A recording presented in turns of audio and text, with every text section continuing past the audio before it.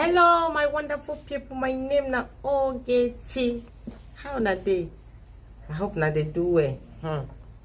Guys, I promise na say I go dey bring una back to back news.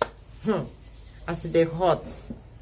Now this video carry me come today. This video, not too much talk, not too much to read. Just bring your chair, come sit down. We'll watch the news together because e dey play and e dey show for Nigeria. Where we dey? Let's go. Let's go and watch the video. I'm being joined by Senior Advocate of Nigeria, Kayode Adeluola, who joins us virtually from Lagos to give us an understanding of these suits that have been filed officially. Good evening, and thank you so much for joining us tonight, Senior Advocate. Give us a sense. Thank you so much. Give us a sense of the implication of these suits that have been officially filed. We understand that tonight is going to be the deadline under the law to file such. Yes, the results and the return having been done on the 1st of March, and the winner having been declared on the 1st of March, gives the petitioners up to tonight, the 21st day after the declaration, before they file their petitions. Now, having filed the petition, what one should look at is what are the grounds they have premised their petitions upon. The Labour Party has simply covered the field. In that sense, I'm saying that the three grounds that I recognize by the Electoral Act are: one, that the respondent, that is the president-elect, was not qualified to participate in the election. Second, that there were corrupt practices, and also that the requirements of the Electoral Act were not followed. And thirdly, that the required votes, being the majority and spreading around the Federation, 2/3 of the number of states of the Federal Capital Territory, were not fulfilled by the president-elect. And as well, they are also saying that as a consequence of that, first, the petitioner is saying that Bola Ahmed Tinubu, who is the president-elect, should have the certificate of return retrieved from him and be handed over to Mr. Peter Obi. And the premise upon which is placing this is that having not been qualified to participate in the election, all the votes cast in his favor were wasted votes. And so if those wasted votes are cancelled, then he emerges as the winner of the election. He has also said in alternative to that, the INEC should simply cancel the election results and another election be conducted. So these are the prayers before the tribunal in summary.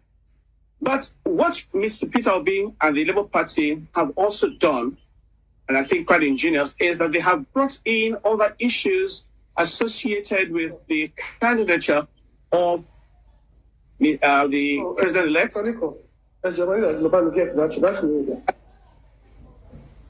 Saying that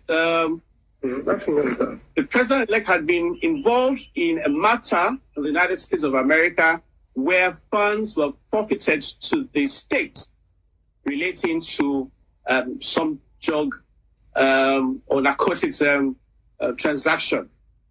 That's one. And second, that the president-elect also had allowed his vice president to maintain two nominations at the time he was going to be contesting for the post of vice president. First, that he had the nomination pending as a senatorial candidate, and then he also had the. So these are a whole lot of things have been thrown into the basket, and I think is a situation in whichever way APC goes or turns, whichever way Ashwadi Bola Ahmed Tinubu turns, the Labour Party believes is going to be caused by one or the other. I know that, being a lawyer, I will not want to drag you into the meat of the matter, but we just wanted our viewers to get a sense of the implication of what Peter Obi and the other political parties have filed before the court, the tribunal. But give us a sense of the implications in the sense of the proceedings and how it will, what does the law say about after filing the petition, what is next? Is it a trial? What exactly are we to expect in the coming days? Now, what we expect in the coming days, of course, if there are no preliminary applications or the pre-election applications, the tribunal will expect that if all papers are in, of course, we expect that the APC and Bola Ahmed Tinubu will file their own response to these petitions.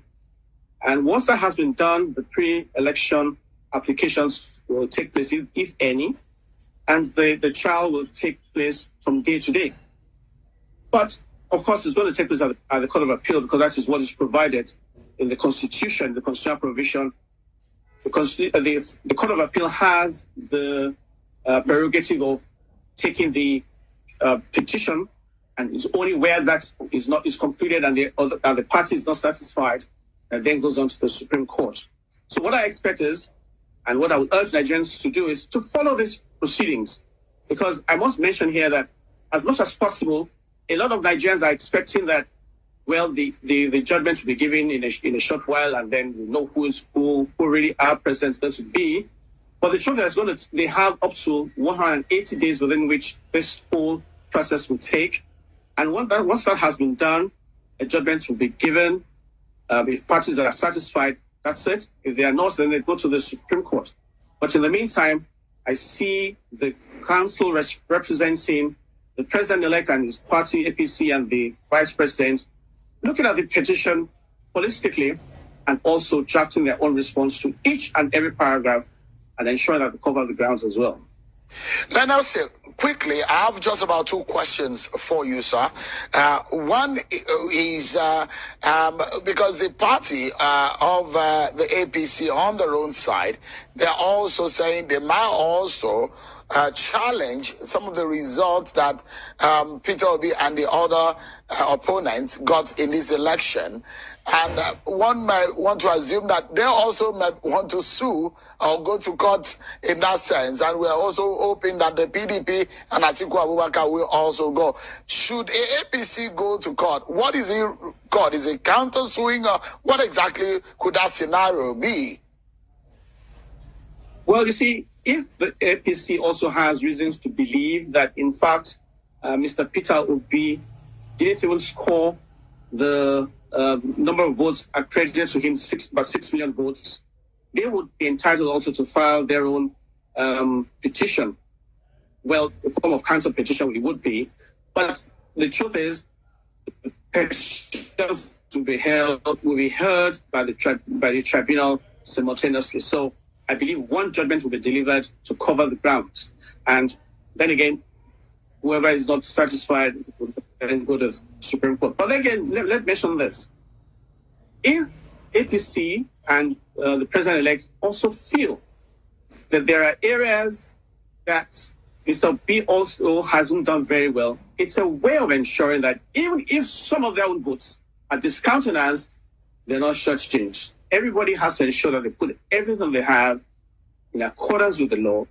All right. But on a final note, I know the connection didn't allow you to land on that thought, but quickly, sir, if you can give us an understanding of what to expect, for example, in the manner in which INEC has handled the governorship election result. We saw what happened in what the PDP candidate in Ogun State said in relation to what happened in Adamawa, in Kaduna State, in Enugu and Abia State. There are similar tendency but different treatment that has been given.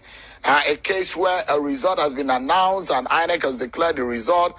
But on that premise, in the Adamawa case, it says the margin of victory is different from the PVC that is allowable to be collected in that area. And there are those who believe that shouldn't the same treatment be given across board? What are your views about this scenario, which is playing out evidently in Adamawa State, for example?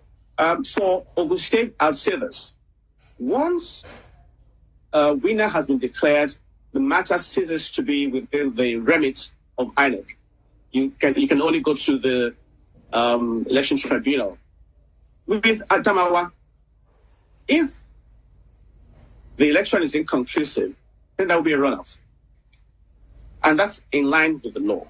So I do not think it's a question of treating one party differently and another differently. Now, when the result... Thank you guys for watching this video. I hope you loved the video. Please share this video. Touch the share button. Share as many as you want. Thank you for watching. God bless you.